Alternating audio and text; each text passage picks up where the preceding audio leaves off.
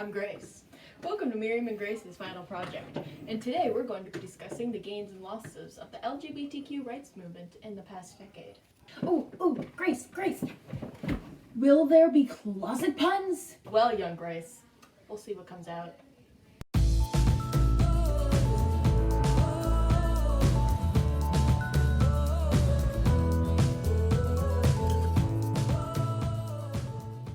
Anyway, let's start by defining what exactly the LGBTQ community is.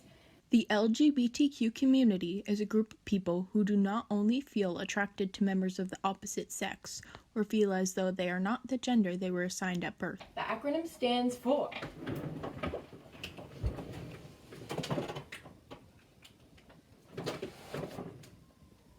lesbian, gay, bisexual, transgender, and queer, with queer representing numerous other identities. LGBTQ.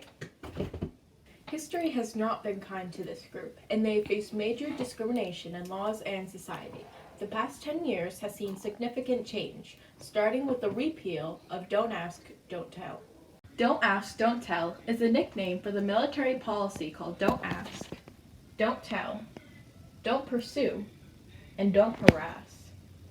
It was signed into law by President Clinton in 1993 to fulfill a campaign promise to end the ban of homosexuals serving in the military.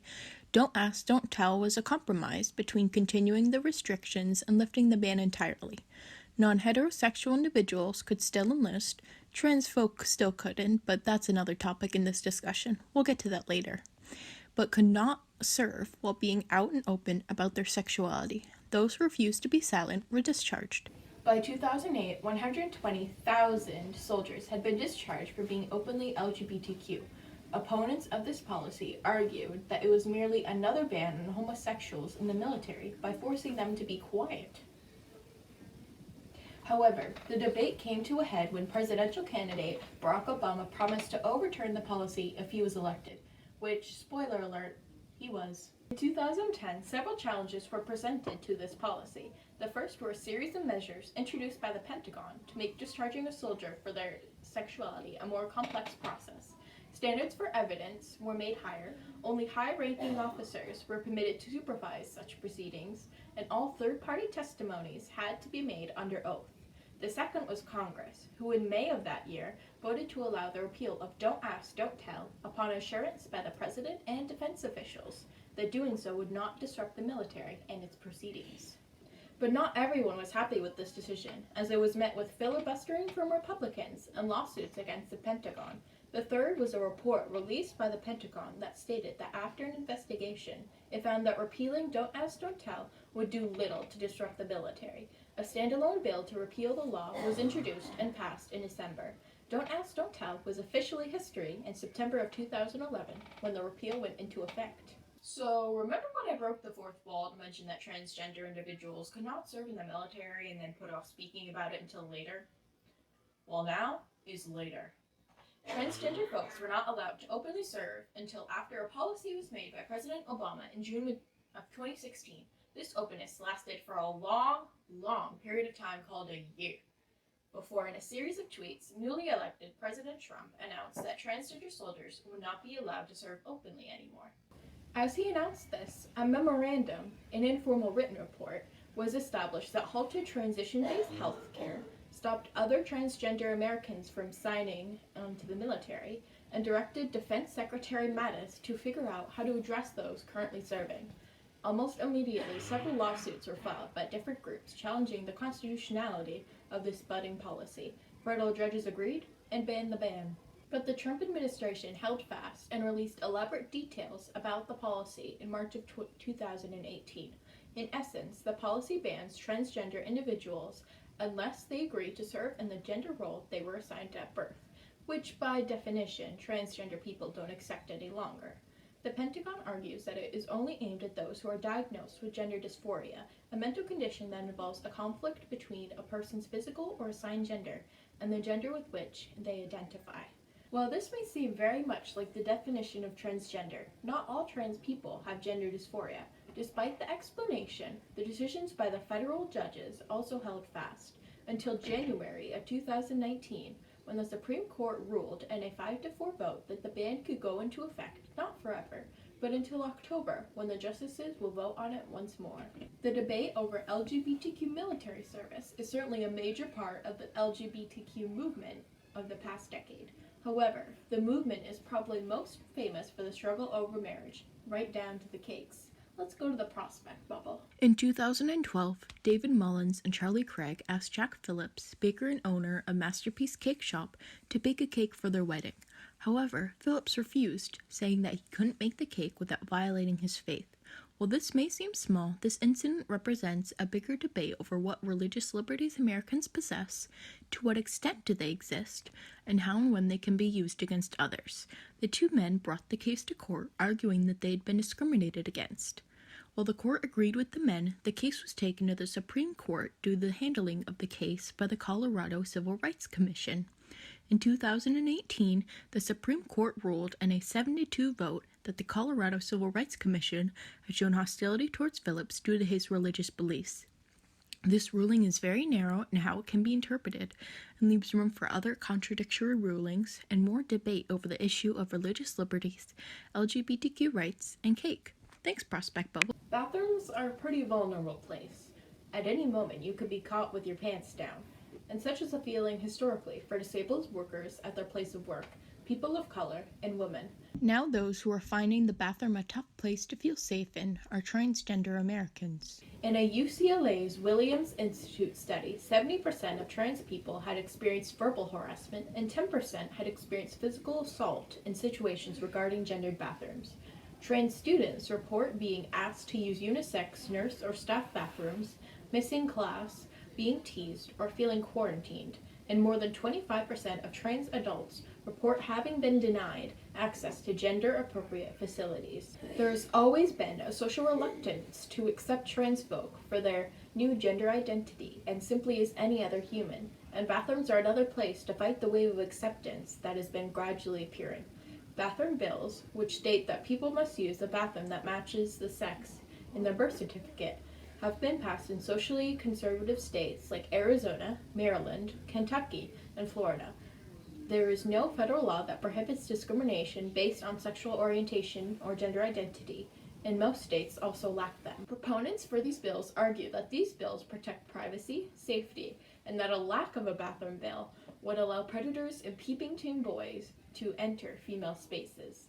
Opposers argue that these bills do not give safety to transgender individuals and point to a lack of evidence for predators and peeping teen males disguising themselves as transgender to encroach. While the issue has been quiet recently in lieu of other LGBTQ issues needing immediate attention, there is no doubt that the debate over transgender people in bathrooms will be coming out of the closet again sometime in the future. Now it's time for the mystery document.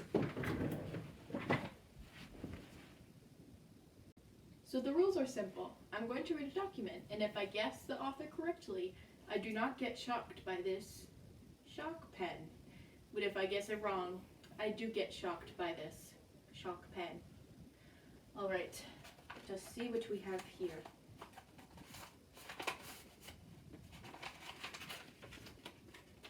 The Texas statute undeniably seeks to further the belief of its citizens that certain forms of sexual behavior are immoral and unacceptable. The same interest furthered by criminal laws against fornication, bigamy, adultery, adult incest, bestiality, and obscenity. Bowers held that this was a legitimate state interest. The court today reaches the opposite conclusion. This effectively decrees the end of all morals legislation. Today's opinion dismantles a structure of constitutional law that has permitted a distinction to be made between heterosexual and homosexual unions, insofar as formal recognition in marriage is concerned.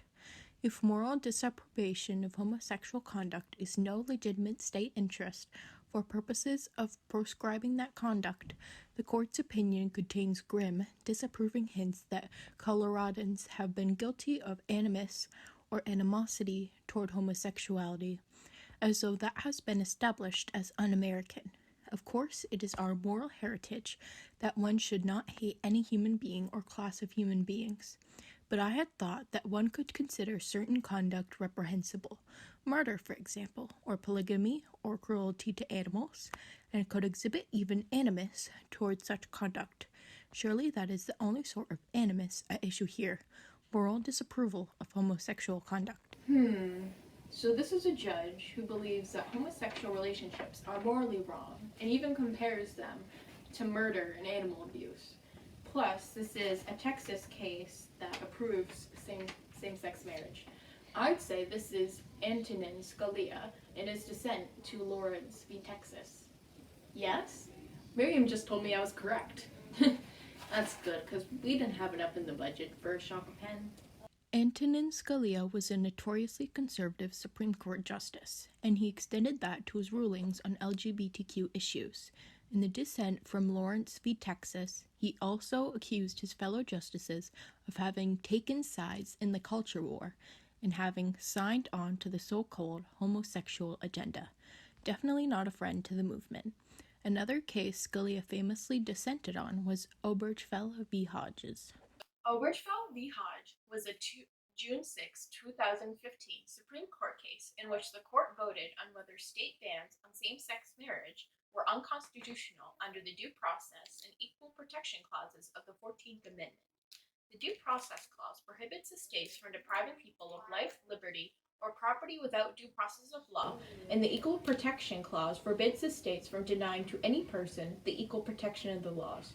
The court ruled 5-4 that the bans were unconstitutional. The justices and the majority were Justices Stephen Breyer, Ruth Bader Ginsburg, Alina Kagan, Sonia Sotomayor, and the dissenters were Chief Justice John G. Roberts Jr. and Justices Clarence Thomas, Samuel A. Alito Jr., and Antonin Scalia. Writing for the majority, Justice Kennedy said that the right to marry is a fundamental right. This case legalized LGBTQ marriage in the entire country and marked a huge step forward for the movement. In APUSH history, each topic connects to a theme. The theme that the LGBTQ rights movement connects to is politics and power. The rights of these individuals have long been influenced by the social and political groups in power.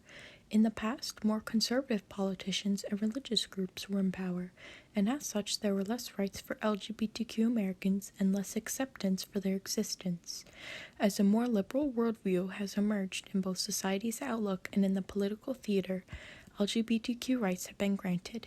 Acceptance has become the precedent. Plus, influence has been placed for these rights by groups fighting for the movement. This previous 10 years has shown how the movement for LGBTQ equality is connected to politics and who's in power.